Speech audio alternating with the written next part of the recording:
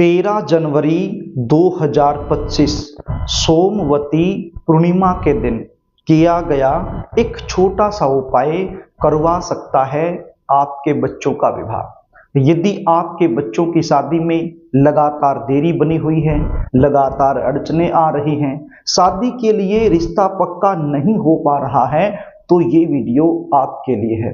जो उपाय आज मैं आपको बताने वाला हूं, ये उपाय यदि बच्चे खुद करना चाहें तो खुद अपने लिए कर सकते हैं, और यदि खुद नहीं कर पाते हैं तो ऐसी सिचुएशन में माता या फिर पिता दोनों में से कोई भी ये उपाय अपने बच्चों के शीघ्र विवाह होने के लिए कर सकते हैं।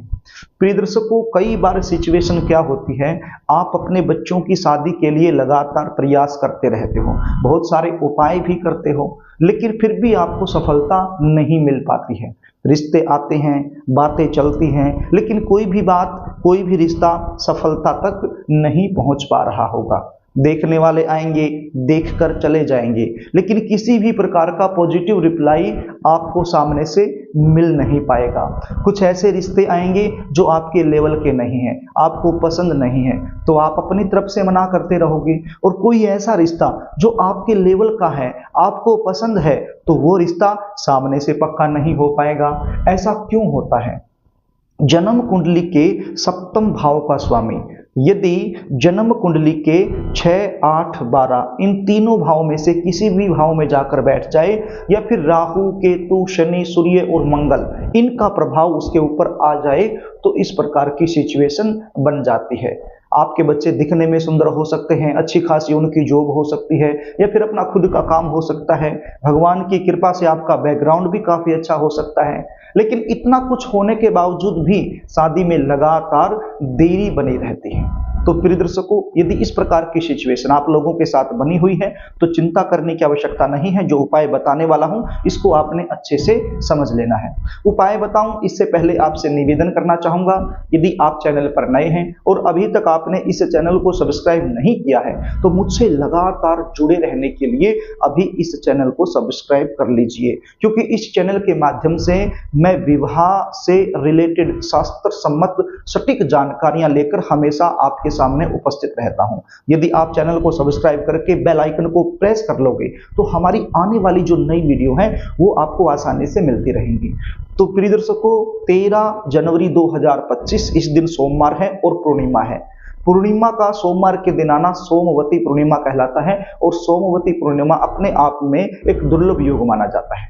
पूर्णिमा के दिन चंद्रमा अपनी 16 कलाओं से परिपूर्ण होता है, और सोमवार का दिन भी वैसे भी चंद्रमा का दिन होता है, तो अपने आप में एक शुभ एवं विचित्र योग बन जाता है। ऐसे शुभ एवं विचित्र योग में एक छोटा सा उपाय आपको बता रहा हूं, ये उपाय आपने जरूर करना है।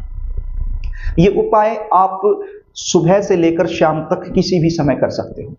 आप समझ रहे हैं, सुबह से लेकर शाम तक किसी भी समय ये उपाय किया जा सकता है। बस ध्यान इतना रखना है, ये उपाय करने से पहले आपको नहाना होगा। नहा धोकर के साफ सुथरे कपड़े आपने पहन लेने हैं, और ये उपाय आपके घर का जो पूजा मंदिर है वहां पर बैठकर आपने करना है। अपने साथ में क्या लेना है, जो सामग्री ये उपाय करते समय आपको चाहिएगी उसको आप नोट कर लीजिए। 5 हल्दी की गांठ आपके पास होनी चाहिए। क्या होनी चाहिए? 5 हल्दी की गांठ आपके पास होनी चाहिए, और 5 लाल रंग के धागे आपके पास होने चाहिए। ये 2 चीजें आप लेकर आपके घर का जो पूजा मंदिर है वहां पर बैठ जाइए। एक शुद्ध देसी घी का दीपक लगा लीजिए, और सबसे पहले गणपति जी महाराज से प्रार्थना कर लीजिए कि हे गणपति जी महाराज, आज मैं ये उपाय कर रहा हूं या कर रही हूं, आप मुझे इसमें सफलता दिलाना। अब ये जो धागे मैंने बताए, ये धागे किस साइज के लेने हैं आपको बता देता हूं। लाल रंग के धागे लेने हैं, इतना तो आप समझ गए। अब ये किस साइज के लेने हैं? आपका बेटा या बेटी जिसकी शादी के लिए आप ये उपाय कर रहे हैं, या फिर बच्चे खुद आप ये वीडियो देख रहे हो, अपने लिए ये उपाय कर रहे हो, तो आपकी जो हाइट है उस हाइट के बराबर के धागे लेने हैं। और यदि माता पिता हैं तो बच्चे की जो हाइट है, चाहे वो लड़का हो या लड़की हो, बच्चे का जितना भी कद है उस कद के बराबर का धागा लेना है। यदि बच्चे घर में नहीं हैं तो भी चिंता करने की आवश्यकता नहीं है। आपको ये तो पता ही होगा कि आपके बच्चे की जो हाइट है, जो कद है, वो कितना है, तो उसी के हिसाब से धागे आपने लेने हैं। 5 धागे लेने हैं, लाल रंग के धागे होने चाहिए।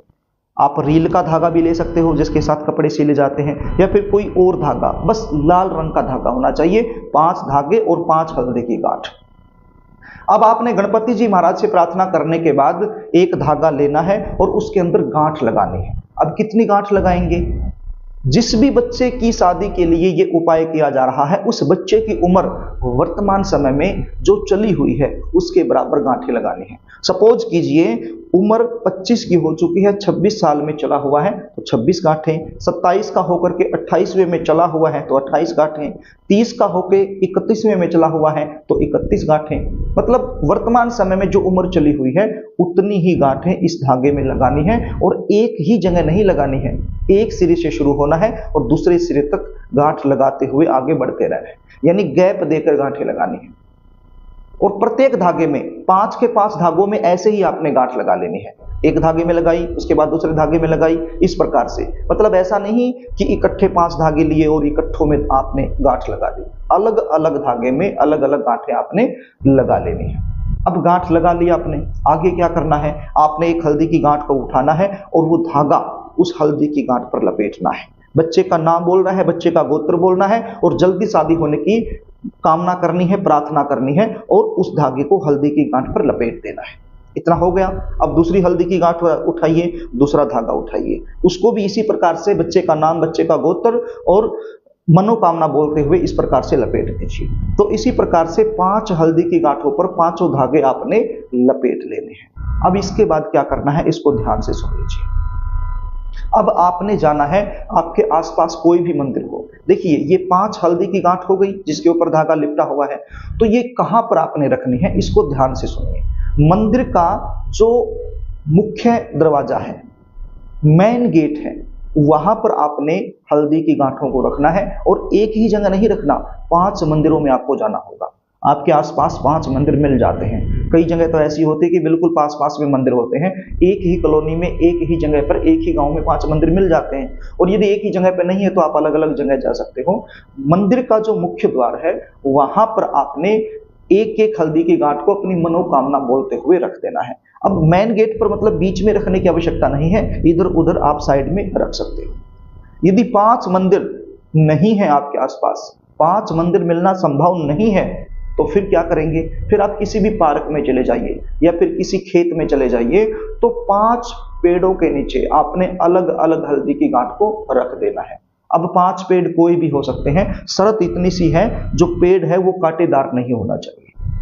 कांटेदार पेड़ नहीं होना चाहिए, फल देने वाला पेड़ हो, कांटेदार पेड़ ना हो, तो ऐसे पेड़ों के नीचे आपने हल्दी की गांठ को रख देना है। तो 5 पेड़ों के नीचे आपने 5 हल्दी की गांठ, यानी एक पेड़ के नीचे एक रखा, दूसरे पेड़ के नीचे दूसरा रखा, इस प्रकार से 5 पेड़ों के नीचे 5 हल्दी की गांठों को आपने रख देना है अपनी मनोकामना बोलते हुए। तो यहाँ पर आपके पास 2 ऑप्शन हो गए, या तो 5 मंदिरों में आप चले जाइए, मुख्य गेट पर इसको रख दीजिए एक एक हल्दी की गांठ को अपनी मनोकामना बोलते हुए। और यदि 5 मंदिर नहीं है आपके आसपास तो फिर 5 पेड़ों के नीचे भी आप इनको अलग अलग रख सकते हो अपनी मनोकामना बोलते हुए। प्रिय दर्शकों, पौष पूर्णिमा, सोमवती पूर्णिमा अपने आप में एक दुर्लभ योग है, तो ये उपाय आपने करना है। एक ही दिन का उपाय है, ये उपाय करने से आप खुद देखोगे आपके बच्चों की शादी के लिए कोई ना कोई अच्छा प्रस्ताव जरूर आएगा। प्रिय दर्शकों, यदि आप अपने बच्चों की जन्म कुंडली का विश्लेषण मुझसे करवाना चाहते हैं, शादी में देरी हो रही है उसका मुख्य कारण क्या बनता है वो आप मुझसे जानना चाहते हैं, जल्दी शादी होने के कुंडली के आधार पर विशेष उपाय आपको क्या करने चाहिए, शादी कब होगी, कहाँ होगी, कैसे परिवार में होगी, शादी के बाद का जीवन कैसा रहने वाला है, शादी में बार बार अड़चनें क्यों आ रही हैं, यदि इस प्रकार की जानकारियां आप मुझसे लेना चाहते हैं तो स्क्रीन पर दिए गए व्हाट्सएप नंबर के जरिए आप मुझसे संपर्क कर सकते हो। अपने बच्चों की जन्म डिटेल लिखकर व्हाट्सएप के जरिए आप मेरे पास भेज सकते हो और जन्म कुंडली का साइंटिफिक तरीके से सटीक विश्लेषण करवाकर संपूर्ण जानकारी आप मुझसे प्राप्त कर सकते हो। इसके लिए हमारी फीस होती है, वो फीस आपको पे करनी होती है, उसके बाद संपूर्ण जानकारी आपको दे दी जाती है। तो प्रिय दर्शकों, यदि कार्यक्रम आपको अच्छा लगे, ये जानकारी आपको अच्छी लगे, तो इसको शेयर जरूर करना ताकि किसी जरूरतमंद के पास ये जानकारी पहुंच जाए और उसका काम बन जाए और वो आपको दुआ दे सके। वीडियो को लाइक जरूर कर देना और एक बार फिर आपसे निवेदन कर रहा हूं, यदि चैनल को सब्सक्राइब आपने नहीं किया है तो मुझसे लगातार जुड़े रहने के लिए चैनल को सब्सक्राइब जरूर कर लेना। तो प्रिय दर्शकों, आज के लिए बस इतना ही, आगे फिर मिलेंगे, तब तक के लिए नमस्कार।